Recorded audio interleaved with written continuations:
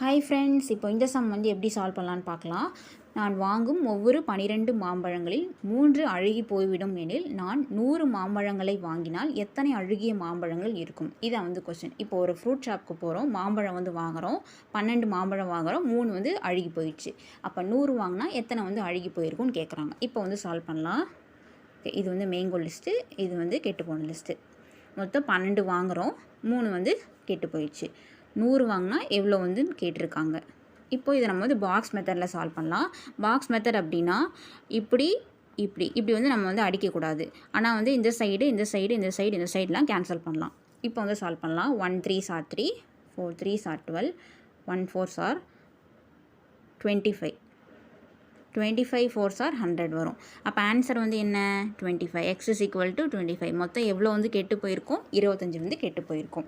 So இப்படி தான் solve பண்ணணும். ஏதாச்சும் டவுட் அப்படின்னா கமெண்ட் செக்ஷனில் சொல்லுங்கள். மறக்காமல் நம்ம சேனலை சப்ஸ்கிரைப் பண்ணிக்கோங்க. தேங்க்யூ.